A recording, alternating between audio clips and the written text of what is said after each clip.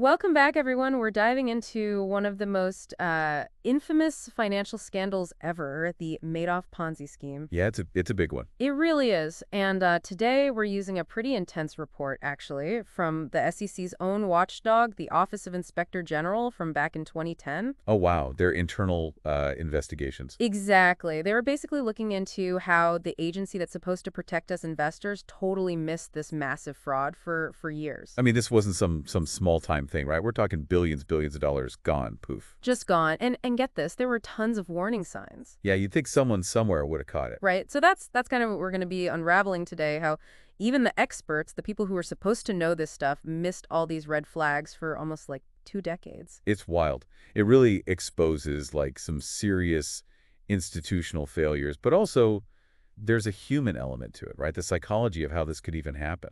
Yeah, definitely. And the report really breaks down how Madoff built this whole like house of cards and why the SEC just didn't see it. Well, they should have. They should have. So let's go way back to 1992. The SEC gets this complaint about a firm called Avellino and Benes. They were offering like crazy consistent returns, suspiciously consistent. Yeah, the first sign usually. Too good to be true kind of thing. Exactly. And guess who was managing all their investments? Don't tell me Bernie Madoff. Bernie Madoff himself. Early warning signs right there, like textbook Ponzi scheme stuff. Oh, absolutely. Classic case. Okay, but for those of us who, aren't Wall Street experts, what exactly is a Ponzi scheme and how did this case fit the mold? Well, think of it like a financial house of cards, right? No real foundation. Okay, yeah. So you got these early investors, they get paid with money from new investors, and that keeps going and going, making it look successful, like it's actually working. But it's all fake, a big illusion. And eventually it all falls apart, right? Yeah, inevitably. Once the new money stops coming in, the whole thing collapses. There's nothing to support it. So Avellino and Benes were basically promising impossible returns. Spot on. And the crazy part is, the SEC, they actually suspected them of running a Ponzi scheme. Well, at least they got that part right. They did. They shut them down, made sure investors got their money back. There's always a but, isn't there? There is. They never, and I mean never, fully investigated Madoff himself. Wait, what? Seriously? They focused on the smaller player, the middleman, and just totally missed the mastermind behind it all. Major missed opportunity. Okay, so red flag number 1, crazy eye returns, impossible returns. Red flag number 2, they shut down the shady middleman, but the main guy, Madoff, he just gets a free pass. It's unbelievable, right? It is. So what happens next in this saga? Okay, fast forward to the year 2000. We meet this guy, Harry Markopoulos, a financial analyst. He starts digging into Madoff's operation and realizes something's way off. This guy sounds like a financial detective. He kind of was. So get this. He sends the SEC not 1, not 2, but 3 detailed complaints. Whoa. 3. This guy was persistent. Oh, yeah. He lays out exactly why he thinks Madoff's returns are impossible, and he even uses the term Ponzi scheme. Straight up. No way. He actually used the term, and they still didn't take him seriously. It's mind-boggling. But here's what's really interesting. Markopoulos didn't just have suspicions. He had the data, the analysis to back it up. Like he looked at Madoff's supposed strategy, this split-strike conversion thing. Yeah, I've heard of that vaguely. It's complicated. But Markopoulos showed that to get the returns Madoff claimed with that strategy, he'd have to time the market perfectly. Every single time. Yeah, that doesn't sound possible. It's statistically impossible. It'd be like winning the lottery every week for years. Okay, so this wasn't just like a hunch. This guy had hard evidence. Absolutely. He even analyzed Madoff's reported trades, compared them to actual market activity, and, the numbers just didn't add up. It was like Madoff was claiming to buy and sell stocks that didn't even exist. Wow. So I gotta ask, at this point, how is Madoff brushing off all this evidence? Like, was he intimidating people? Threatening them? Well, intimidation was definitely part of his playbook, but he was also a master of using his reputation to his advantage. Right, he was this Wall Street big shot, right? Former chairman of the NASDAQ. Exactly. He had this aura of success, of respectability, so it made people less likely to question him. It's almost like the more successful he seemed, the less likely people were to think he could be running a scam. It's that too big to fail mentality, but in this case, it's more like too big to be a fraud. Right. So we've got these early warnings. We've got this super persistent whistleblower with hard evidence, and still the SEC isn't budging. Unbelievable. Yeah, and it gets worse. Markopoulos wasn't the only one who tried to warn them. There were others. Oh, yeah, between 2001 and 2006, several others came forward. Like, there's this really respected hedge fund manager who sent a complaint outlining all these concerns about Madoff's, like, strategy, lack of transparency, all that. So other people in the industry were seeing these red flags too. Yeah, and get this, even financial publications like Marhedge and Barron's, they published articles questioning Madoff's returns, his secrecy. They were picking up on this stuff too. So it wasn't just like one or two people, it was coming from multiple sources. Exactly. And they were raising some really good points. Like one thing they pointed out was Madoff's fee sucker. It was super unusual. How so? Well, most hedge fund managers, they charge a percentage of the profits they make for your clients, right? Makes sense. But Madoff, he charged a flat fee. No matter how much money he made or claimed to make, he got the same amount. Yeah, that is weird. Right. It suggested that he wasn't really incentivized to actually make money for his investors. Huge red flag. So we have multiple complaints from analysts, concerns from other fund managers, even articles in reputable publications, and the SEC is still missing all of this? They were missing it big time. But, and this is the crazy part, they were also botching their own investigations. Like the report details all these times where they had chances to uncover the truth but just didn't. What do you mean? Like, what were they doing wrong? Well, think about it. The most basic thing you do in any investment investigation is verify the information you're given. Right. Of course, yeah. But the SEC, they repeatedly failed to do this with Madoff. Like, they never even bothered to independently check if the trades he was reporting were actually happening. They just took his word for it. It seems that way. And there were systems in place to do this, too. Like, a simple call to the Depository Trust Company, the DTC, they track securities transactions. They could have told the SEC that Madoff wasn't trading anywhere near the volume he claimed. But they didn't even make the call. Nope. It's like they went into these investigations assuming Madoff was illegitimate. Which, hello, conflict of interest much. You're supposed to be the watchdog, not the lapdog. It's like they had this confirmation bias going on. They started with the belief that Madoff, this big shot Wall Street guy, couldn't possibly be a fraud. And they just interpreted everything he said to fit that belief. Okay, so we've got early warnings, a persistent whistleblower, red flags from all over the place, botched investigations. It's almost unbelievable how badly the SEC messed up. Yeah, it's pretty damning. But I still have one question. How did Madoff keep this whole thing going for so long? I mean, it's got to take some serious skill, some serious manipulation to pull that off. Yeah, I'm curious about that too. What was he doing to keep everyone, even the SEC, in the dark for so long? Well, that's where things get really interesting. Madoff wasn't just lucky or dealing with incompetent regulators. He was actively using tactics, psychological tactics, to deceive people. Okay, now I'm really intrigued. Tell me more about these tactics. How did he manage to fool so many people for so long? Well, we'll dive into that in the next part of our deep dive. Stay tuned. Can't wait. So we left off on this big question. How did Madoff, this master manipulator, keep this scheme going for so long? It wasn't just dumb luck or incompetent regulators. He was actively using, like, tactics to keep people, even the SEC, in the dark. So what were some of those tactics? Well, one of the things he did really well was created this aura of exclusivity around his investments. Like, he wasn't just open to anyone. Oh, so it was like a VIP club. Exactly. He carefully picked his clients, often targeting, wealthy individuals, institutions. And that created this sense of, like, if you're in, you're part of something special. So, like, don't rock the boat kind of thing. Yeah, exactly. And Madoff played on that. He wasn't out there chasing investors. People were practically begging him to take their money. That's crazy. So it was like this whole illusion of scarcity, making it seem even more desirable. Right. And that fueled the trust, made people even more convinced that he was the real deal. It sounds like he understood psychology, like, really well, how to play on people's desires and insecurities. Oh, he was a master at it. A master at reading people, figuring out what made them tick.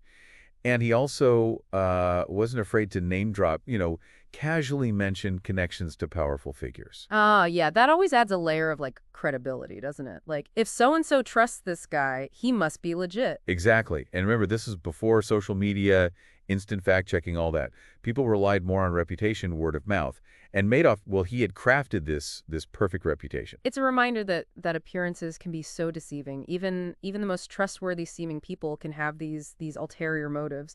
But even the most elaborate schemes, they can't last forever, right? So what finally brought Madoff's, like, house of cards crashing down? Well, the turning point was the financial crisis of 2008. Markets are plummeting, people are panicking, and investors, they start demanding their money back. Uh-oh. That can't be good for a Ponzi scheme. Not good at all. We're talking billions of dollars in redemption requests, just flooding Madoff's office. Wow. He couldn't keep up, could he? Nope. He simply didn't have the funds to cover those withdrawals. The game was over. So how did it all, like, come out? Did someone finally blow the whistle? In a way, Madoff kind of blew the whistle on himself. In December of 2008, he confessed to his sons. told them the whole thing, his entire investment operation, was a lie. One giant Ponzi scheme. Wow. I can't even imagine what that must have been like for his sons. Yeah, it's hard to fathom. But to their credit, they immediately went to the authorities. Good for them. Madoff was arrested the very next day. So, confession, arrest, case closed. Well, not quite. The scale of this thing, the sheer size of the fraud, it was mind-blowing. It took months, even years, to really unravel the full extent of the damage. How many people, like, were affected by this? Thousands. Individuals, charities, pension funds, billions of dollars lost. Some people lost their entire life savings, everything. That's heartbreaking. It's easy to forget that these financial schemes, they have real-world consequences. Real people's lives are destroyed. Absolutely. And it brings us back to the SEC's role in all of this. I mean, yeah, Madoff was a master manipulator, but the SEC's failures, their repeated failures, they contributed to this whole thing. Yeah, they definitely made it worse. So for you, what were the most egregious failures? Like, were there any moments in the report where you just thought, wow, they really messed up here? One of the things that just blew my mind was the lack of communication within the SEC. Like, different departments were investigating Madoff, but they didn't even know about each other. Seriously, they were investigating the same guy and they weren't talking to each other. It's almost unbelievable. Classic case of, like, siloed thinking, no information sharing. If they had just talked to each other, maybe someone would have seen the bigger picture sooner. Right, right. And then there's the fact that they kept relying on Madoff's explanations, even when what he was saying was contradictory, didn't make sense. It seems like a pretty basic rule of investigating. You don't just take the suspect's word for it. Exactly. But they did, over and over again. It's like, were they naive, complacent? It's hard to say. So there had to be some serious fallout from this whole scandal. What had the SEC? The Madoff, and most importantly, who the victims? Well, the SEC, they were under intense scrutiny, and rightfully so. The report led to calls for major reforms, trying to improve their investigation, get more staff, better expertise, stronger whistleblower protections. So at least they were trying to learn from their mistakes. Yeah, although some argue they didn't go far enough. Right, right. What about Madoff? Well, he got the book thrown at him, 150 years in prison, the maximum sentence. He died in prison in 2021. Wow. 150 years. It's almost symbolic, isn't it? Like society was saying, we're not tolerating this. Yeah, it definitely reflects how serious his crimes were, how much damage he caused. But for the victims, the consequences were far more devastating, far more lasting. Yeah, they're the ones who really paid the price. Exactly. Some have recovered some of their losses through restitution efforts, but it's a long, difficult process. A lot of them are still struggling to put their lives back together. It's a reminder that financial fraud, it's not just about numbers. It's about real people, real lives that are shattered. Absolutely. So we've covered how the scheme unraveled, the fallout, the systemic failures. But I'm curious, did the report offer any insights into, like, the psychology behind Madoff's success? How was he able to fool so many people for so long? Yeah, what was it about him, about his approach, that made people so susceptible to his schemes? Well, the report didn't go too deep into, like, psychological profiling, but it did highlight some key factors. He was a master manipulator. He knew how to leverage social dynamics, how to exploit people's vulnerabilities. What kind of vulnerabilities are we talking about? Well, greed played a role. People wanted those big returns. And Madoff, he knew how to dangle that carrot. He also played on people's insecurities, their fear of missing out. It's that classic get in on the ground floor pitch, right? Exactly. And he understood the power of trust, authority. He built a reputation, cultivated relationships, created an air of legitimacy. People they wanted to believe him. It's amazing how he was able to use these basic human tendencies to his advantage. It's a reminder that we all have vulnerabilities, and that even smart, sophisticated people can be fooled. And that brings us to an important question. If even the experts can get fooled, what can the rest of us do to protect ourselves from these kinds of schemes? Yeah, that's what I want to know. After hearing all this, I'm feeling a little paranoid about my own investments. Well, instead of paranoia, let's channel that energy into empowerment. If we understand the tactics scammers use, the red flags to watch out for, we can make ourselves much less vulnerable. Okay, so give me the goods. What are those red flags? What should we be watching out for? Well, that's a conversation for part 3 of our deep dive. We'll explore some practical steps you can take to safeguard your finances and make sure you don't become a victim of financial fraud. Stay tuned. Welcome back to our deep dive into the Madoff Ponzi scheme. We've gone through how he pulled this massive fraud off, and now I'm ready for the practical stuff. How do we protect ourselves? I mean, if the SEC got fooled, what chance do we have? Yeah, that's a fair question.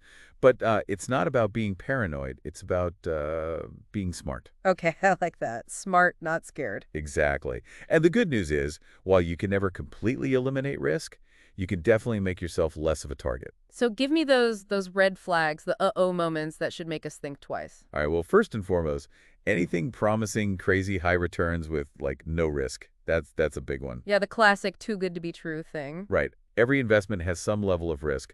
If someone's telling you there's none, be suspicious. Okay, makes sense. What else? Pay attention to how they're selling it. If they're using high-pressure tactics like making you feel like you'll miss out if you don't invest right now, that's a red flag. Oh, yeah, I've definitely felt that pressure before. Sometimes even from like friends or family. It's hard to say no. It can be, but real investments, they don't need that kind of pressure. Take your time, do your research, and don't let anyone push you into something you're not comfortable with. Okay, no pressure tactics. Got it. What about the people behind the investment? Should we be looking into them? Absolutely. Don't be afraid to do your due diligence. Look into their background, their experience. There are resources you can use. Like what? Spill the beans. Well, the SEC's Edgar database is a good place to start. You can find company filings, see their financial health.